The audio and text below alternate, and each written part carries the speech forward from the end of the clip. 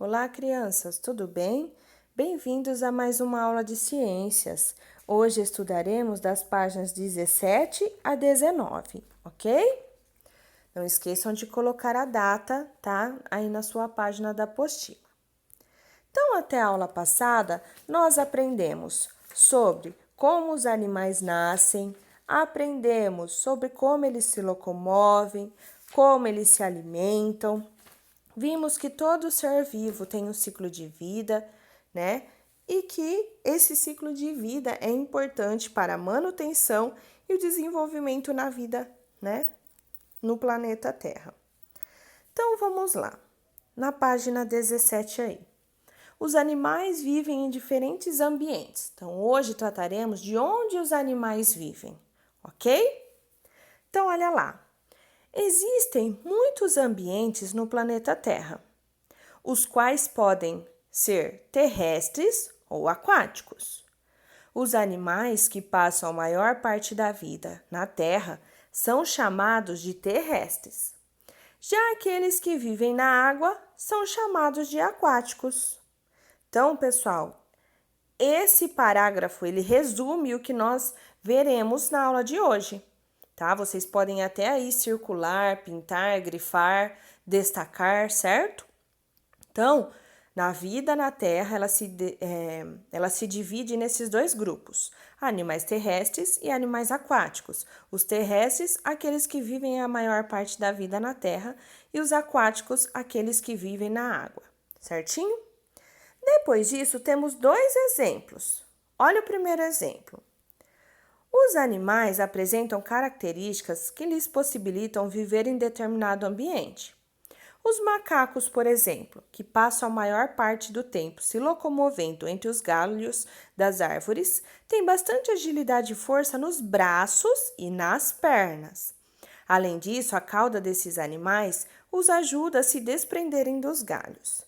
Então, pessoal, o macaco, no caso aí, ó, o macaco-aranha, pendurado aí no galho da árvore, ele é um animal terrestre. Por quê? Porque ele passa a sua vida, a maior parte da sua vida, né, na parte terrestre, né, pulando nos galhos, ou seja, ele tem mãos, pernas, né, braços que o ajudam a se locomover aí no ambiente terrestre. Então, o macaco, ele é um exemplo de animal terrestre, ok? Já os peixes têm nadadeiras, olha lá, não tem braços e pernas, tem nadadeiras que possibilitam a locomoção na água, além do formato do corpo que facilita a natação. Tem um exemplo aí, né, dos peixes nadando no rio em Mato Grosso, tá? Então o peixe ele não tem perna, não tem braço, por quê? Porque ele vive a sua vida, né, na água, ele é um animal aquático, então ele necessita de nadadeiras para se locomover ali na água. Há animais, como sapos, que podem viver parte da vida na água e parte na terra, dependendo da fase de desenvolvimento. Como assim, professora? Por exemplo, o macaco. O macaco, quando ele nasce, o filhotinho, ele tem as características do pai e da mãe. O peixe também, quando nasce, tem as características do pai e da mãe, né? Já o sapo não, ele nasce diferente, o seu corpo é diferente, né? O seu corpo pós-nascimento é diferente do corpo de um sapo adulto. Então, ele tem diferentes etapas do desenvolvimento e cada uma dessas etapas ele vai passar uma etapa na água e uma etapa na terra, ok? Continuando aí, ó.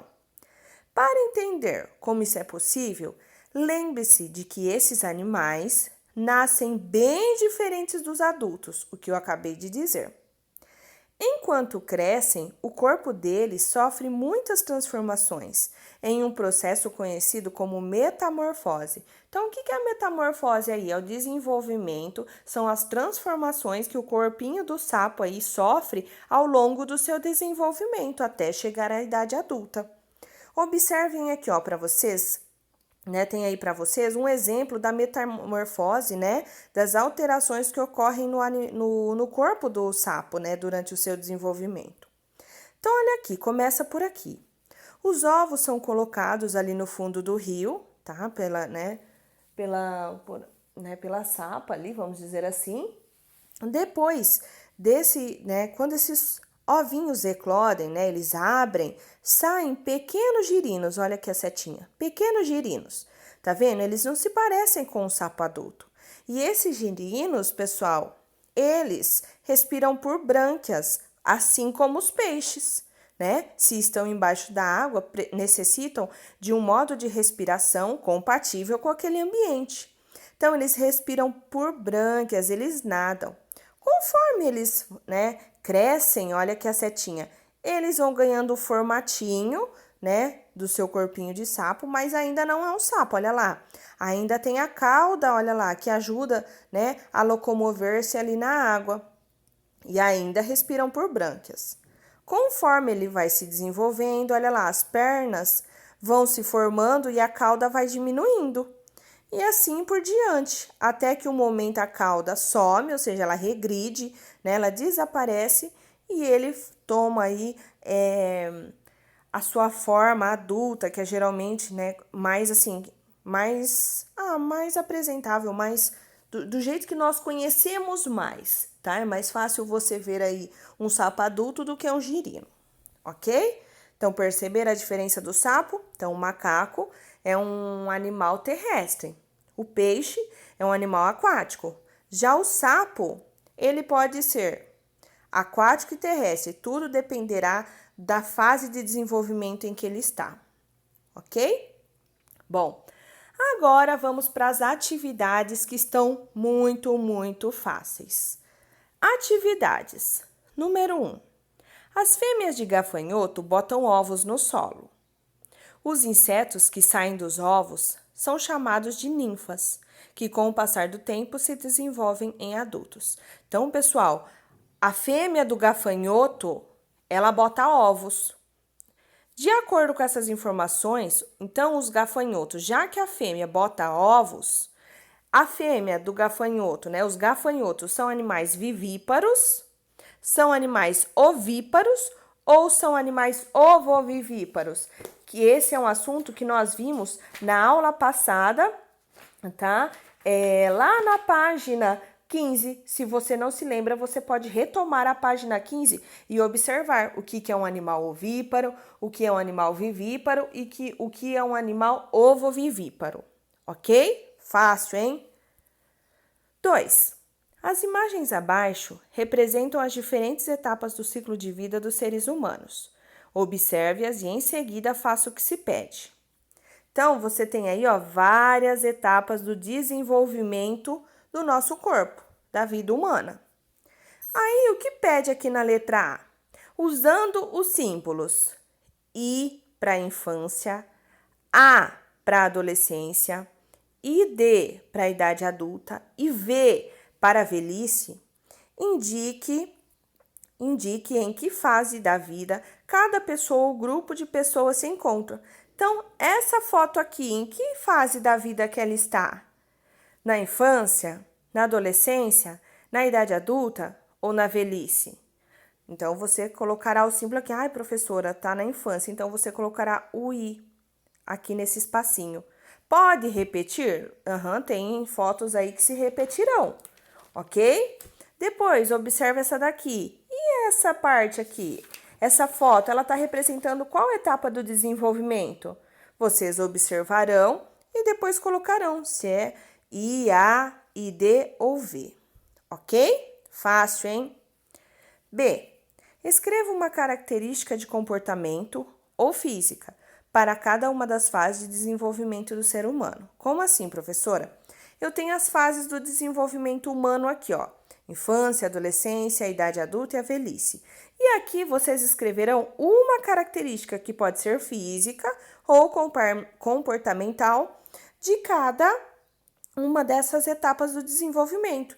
Então, por exemplo, na infância, como que eu sei que característica que eu observo na infância, nos seres humanos que estão nessa fase de desenvolvimento? Então, na infância, as crianças brincam, é uma fase de grande aprendizado. Então, você pode escrever aqui, brinca, aprende muitas coisas, é isso que é a infância. A adolescência. Na adolescência, você pode colocar crescimento, né? do corpo de forma rápida, surgem espinhas no rosto, tá? Então, esses são alguns exemplos. A idade adulta, né, tem mais responsabilidades sociais e profissionais, geralmente formam famílias, tá? Na velhice, você pode colocar aí, por conta da aposentadoria, dispõe de mais tempo livre, né? Tem muito conhecimento, adquiriu-se muito conhecimento ao longo da vida. Então, é isso que vocês escreverão aqui, características de cada etapa dessa, né, da vida aí, de acordo com o desenvolvimento. Aqui tá pedindo para se reunir, fazer um textinho, né, com o que cada um escreveu, não será necessário fazer. Por quê? Porque a professora já discursou bastante sobre o desenvolvimento humano, que ocorrem muitas transformações no nosso corpo, tá? Então, essa letra C não é necessário realizar. Bom, para finalizar, vamos aí à página 19. 3. Observe os animais representados nas imagens a seguir. Então, você observará aí os 3 animais representados para responder A e B. A. Que característica em comum esses animais apresentam? E aí, pessoal? Quais as características deles? São todos animais o quê? Terrestres? São todos animais aquáticos, tá? Resposta completa aí. B. Complete o quadro desenhando outro animal que também apresenta essa característica. Então, se você colocou aqui que a característica é terrestre, você terá que desenhar um animal terrestre. Se você colocou que todos esses animais são aquáticos, você terá que desenhar um animal aquático e escrever o nome dele. Então, tem que desenhar e escrever o nome dele, ok? 4. Leia algumas informações sobre o mico-leão-dourado. O mico-leão-dourado é um animal que chama atenção pela cor vibrante de seus pelos, que varia entre o dourado e o vermelho-dourado. Ele vive nas árvores da Mata Atlântica e se alimenta de frutos e pequenos animais. Então, olha que legal, o mico-leão-dourado ele come frutos, ou seja, plantas, e também pequenos animais. Então, ele se alimenta desses 2 elementos. Com base nessas informações, complete as frases a seguir. Letra A. O mico-leão-dourado vive nas árvores da Mata Atlântica, ou seja, ele é um animal. Se ele vive na Mata Atlântica, ele é um animal terrestre ou aquático? B. Esse animal se alimenta de frutos e pequenos animais, ou seja, dos 2. Por isso, ele é considerado um animal. E aí, se ele se alimenta dos 2, o que ele é? Será que ele é carnívoro? Será que ele é herbívoro? Ou será que ele é onívoro? Tá? Então, se você tiver dúvida, pode recorrer lá na página 12, que a professora explicou essas diferenças para vocês na aula anterior. Ok? Por hoje é só. E se ficou alguma